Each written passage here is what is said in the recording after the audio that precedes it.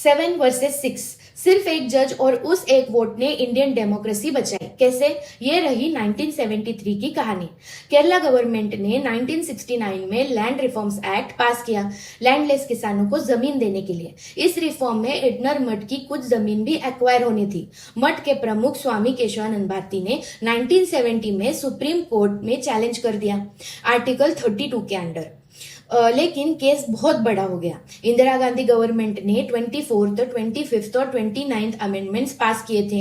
इनका मतलब parliament constitution का कोई भी पार्ट बदल सकती है, फंडामेंटल राइट्स भी छीन सकती है, डेमोक्रेसी को भी खत्म कर सकती है। कॉन्स्टिट्यूशन खतरे में था। यही से कहानी इंटरनेशनल हो जाती है। 1965 में जर्मन प्रोफेसर डेट्रिक कॉनराड ने बनारस हिंदी यूनिवर्सिटी में एक लेक्चर दिया था, implied limitations of the amending power. उन्होंने जर्मनी के वेइमार कॉन्स्टिट्यूशन की ट्रेजेडी याद दिलाई, कैसे हिटलर ने कॉन्स्टिट्यूशन के थ्रू ही कॉन्स्टिट्यूशन को खत्म कर दिया था। कॉनराड ने कहा किसी भी पार्लियामेंट को अनलिमिटेड पावर्स नहीं मिल सकती। यही आर्ग्यूमेंट नानी पालकीवाला सुप्रीम कोर्ट में उठाएंगे केशवानंद भारती के केस में। चीफ जस्टिस एसएम सिकरी ने 13 जज बेंच बिठाई, सबसे बड़ी बेंच इंडिया के इतिहास में। और 13 ही क्यों? क्योंकि बेंच में हमेशा ऑड नंबर होता है ताकि टाई ना हो और क्लियर मेजॉरिटी मिले।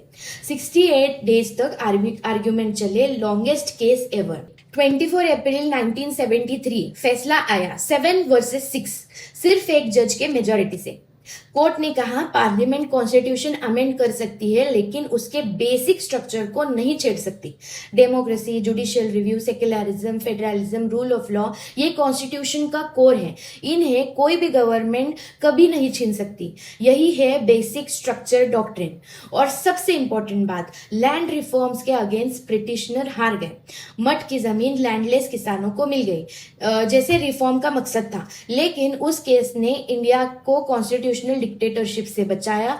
बांग्लादेश और पाकिस्तान की कोर्ट्स ने भी बाद में सिमिलर प्रिंसिपल्स एडॉप्ट किए। पिटिशनर हारा, भारत जीता। एक जर्मन प्रोफेसर ने लेक्चर दिया, एक इंडियन जूरिस्ट ने आर्ग्यू किया और एक वोट ने डेमोक्रेसी बचाई।